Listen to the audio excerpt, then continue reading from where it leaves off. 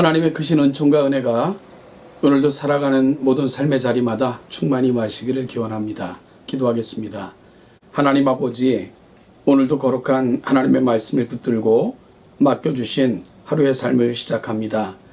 맡겨주신 분도 하나님이시고 내 삶의 주인 되시는 분도 하나님이심을 겸허하게 고백하며 오직 주인의 뜻과 내게 이 삶을 맡겨주신 나의 모든 것 되시는 우리 주님의 뜻을 좇아 오늘도 살고자 하오니 성령 하나님, 헛된 길로, 어리석은 길로, 방탕한 길로 가지 아니하고 오직 오롯이 하나님만을 향한 거룩한 삶을 살아갈 수 있게 인도하여 주옵소서.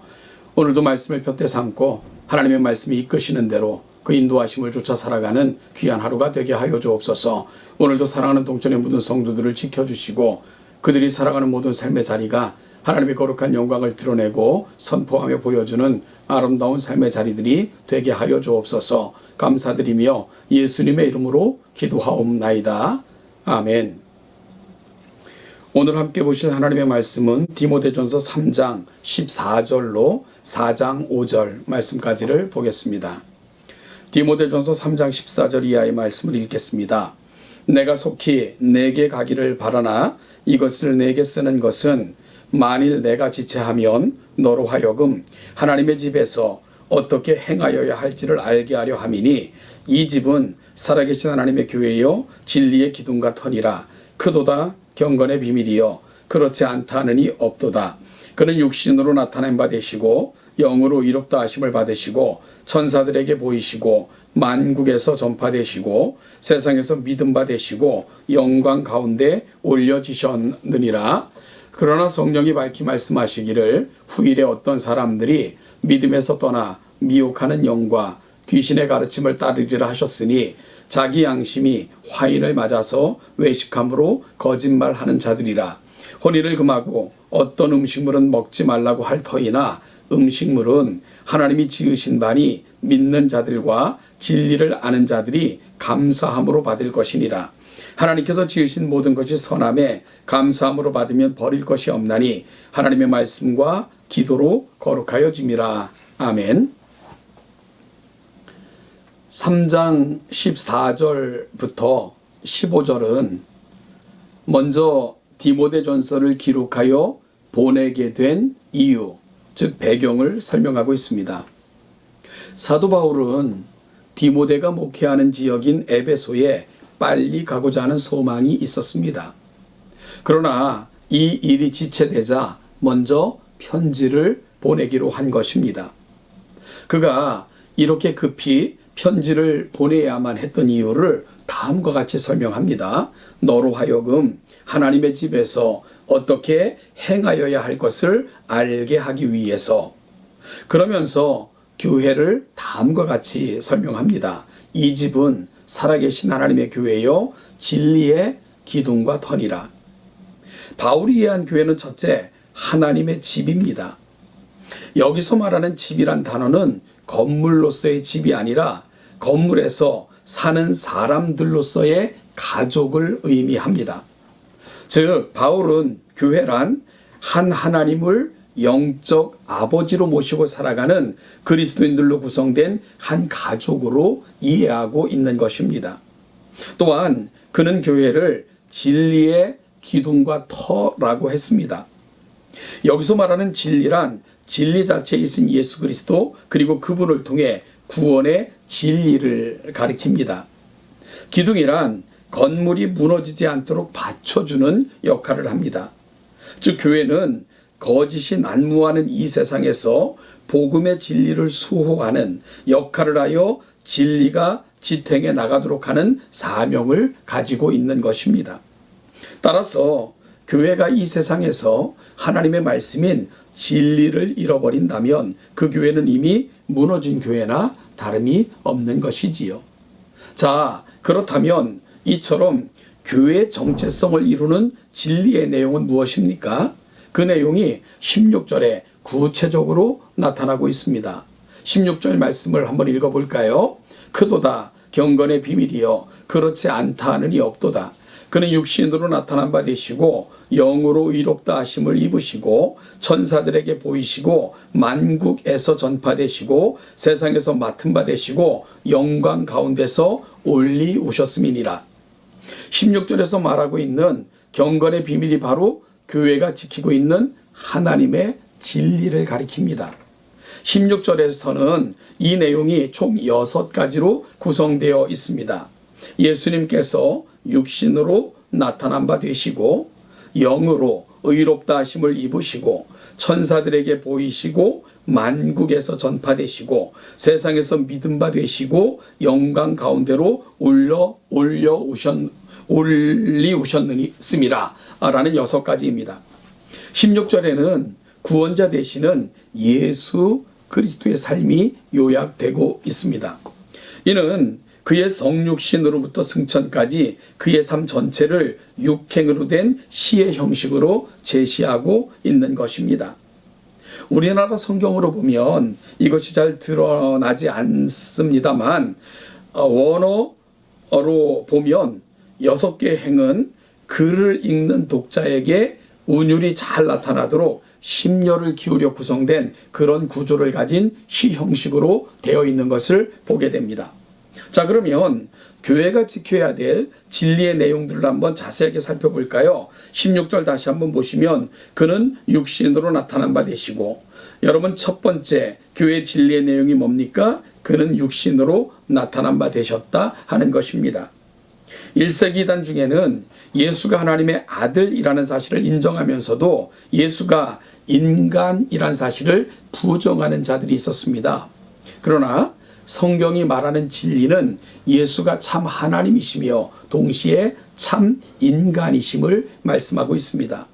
그는 참으로 인간의 몸을 입으셨습니다. 그래서 16절에서는 그가 육신으로 나타난 바 되었다라고 말하고 있는 것이지요. 하나님이신 예수님께서 인간의 성품과 모습을 가지고 이 땅에 태어나신 성육신 사건이야말로 경건의 비밀, 신비 중에 신비에 속하는 것이지요. 둘째는 영으로 의롭다 하심을 입으시고입니다.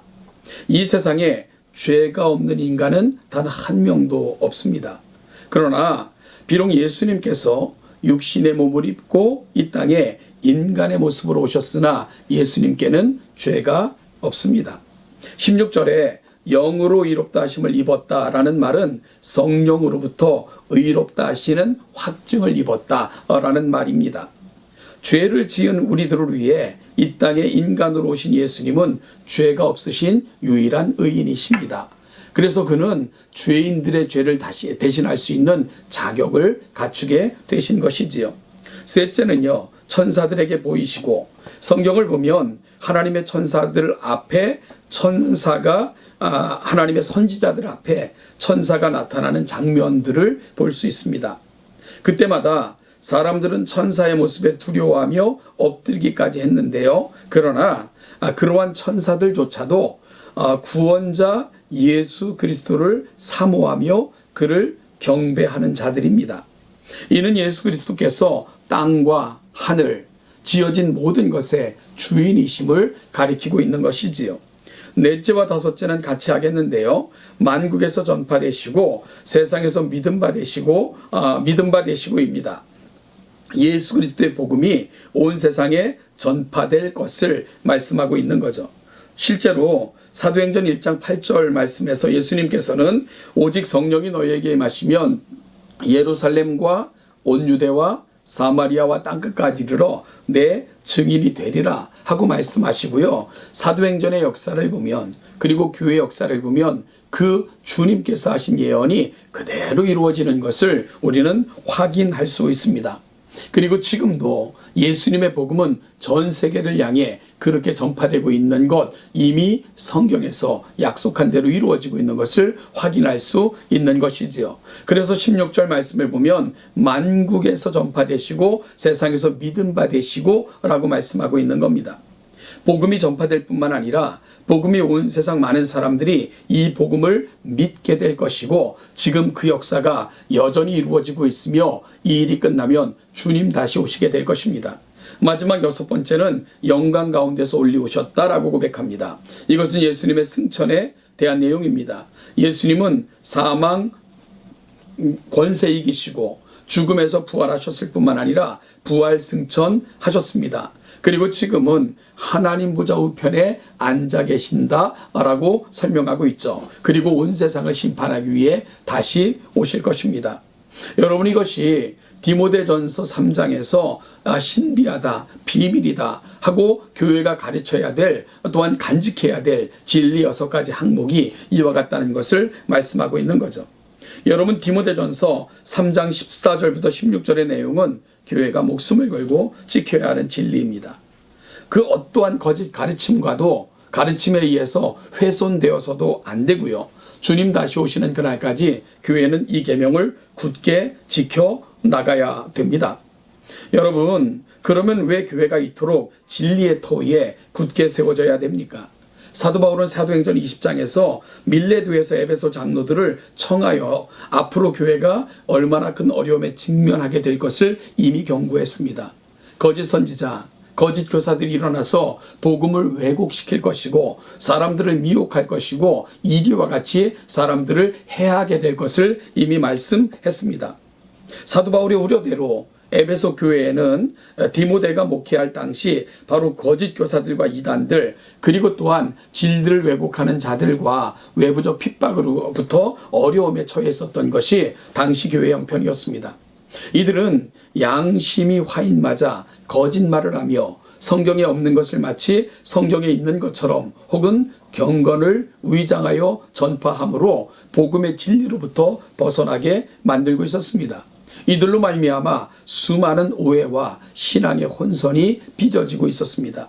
따라서 모든 것이 혼돈되고 왜곡되어져 가고 있었기에 사도 바울은 교회는 진리의 기둥과 터임을 거듭 강조하고 교회는 이 땅에 오신 예수 그리스도 그로 말미암아 펼쳐가시는 하나님의 진리를 굳게 붙들 것을 거듭 강조하며 부탁하고 있는 것입니다. 사랑하는 성도 여러분, 교회를 향한 우리의 고백은 무엇입니까? 이곳은 살아계신 하나님께서 임재하시는 그분의 집입니다. 우리는 그분의 거룩한 성전입니다. 따라서 진리를 가슴에 품고 교회가 이 세상의 진리를 보여주는 견고하게 지켜내는 기둥과 터임을 고백하며 우리가 이 역할을 잘 감당하기를 소망하며 하나님 앞에 서 있어야 될 것입니다. 그리고 주님 오시는 그날까지 교회는 이 사명을 포기하지 말아야 될 것입니다. 사랑하는 동전계 성도 여러분, 우리가 하나님의 전입니다. 우리는 진리의 기둥과 터로 바로 주님께서 이 땅에 주신 그 복음을 굳게 붙들고 끝까지 지켜나가야 됩니다. 이 사명을 이 역사 속에서 바로 감당하는 저와 여러분들이 되시기를 간절히 소원합니다.